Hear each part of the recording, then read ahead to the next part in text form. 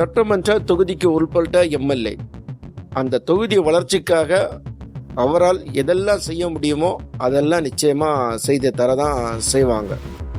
இருந்தாலும் பல நேரங்களில் முடியாதுன்னு சொல்லக்கூடியதும் அங்கே நடக்க தான் செய்யும்.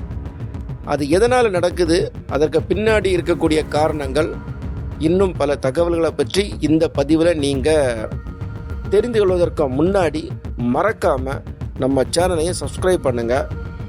பதிவை கடைசி வரைக்கும் ஸ்கிப் பண்ணாமல் பாருங்கள். நான் சாபிமான் ஜமால் முகமது. இது டைம் பாஸ், உங்களுக்கான தேடல்.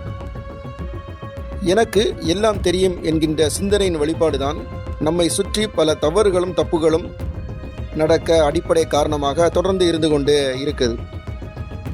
இரண்டு சமுதாயங்களின் இடையே இருக்கும் நம்பிக்கை அவரவர் சார்பு நிலையில் அவர்களுக்கு சரியாக தான் இருக்கும். ஆனால் இந்த இரண்டு சமுதாயங்களுக்கு இடையே இருக்கும் அந்த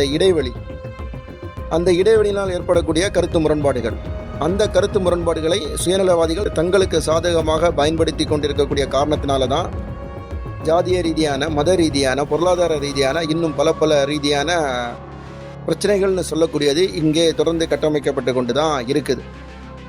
இந்த கருத்து முரண்பாடுகளை முற்றிலும் நீக்கிறதுக்காக தான் இந்திய அரசியலமைப்பு சட்டம், அதாவது ஆர்டிகிள் 173, அது என்ன சொல்லியிருக்குன்னா, 25 வயது முழுமையடைந்த எந்த ஒரு இந்திய குடிமகளாக இருந்தாலும் தங்களுடைய சமூகத்திற்கான பிரதிநிதியாக, அதாவது எம்எல்ஏவாக மாறுவதற்கான வாய்ப்பை நமக்காக இந்திய அரசியலமைப்பு சட்டம் வழங்கியிருக்குது.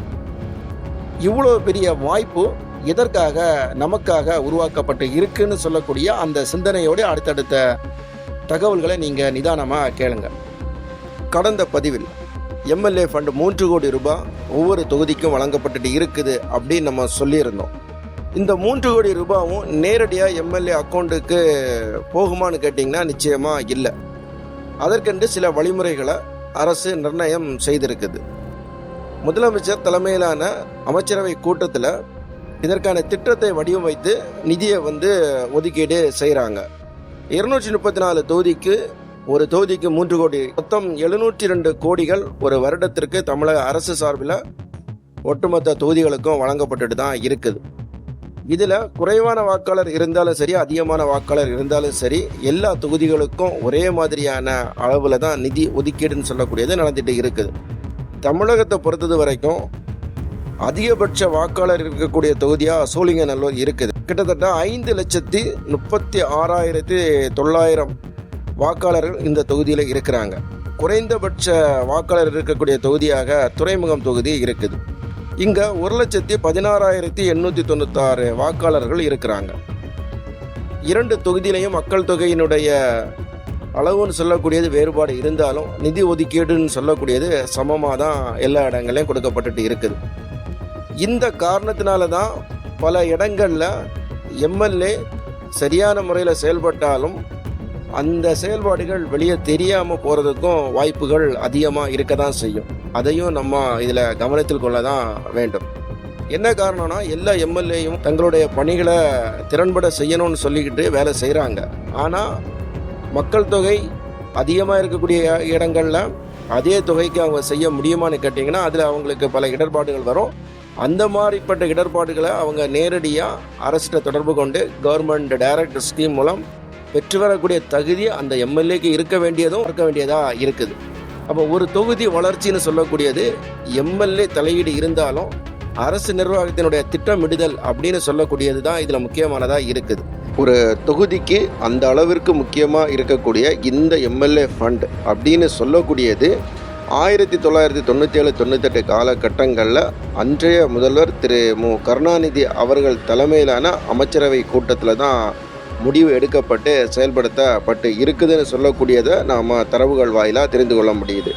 அன்றைய காலகட்டங்களில் ஒரு தொகுதிக்கு 25 லட்சம் ரூபாயின் ஆரம்பித்த எம்எல்ஏ ஃபண்ட் இன்றைக்கு 3 கோடி ரூபாய் அளவில் உயர்த்தப்பட்டு இருக்குன்னு சொல்லக்கூடியதை இதில் நாம் கவனிக்கணும்.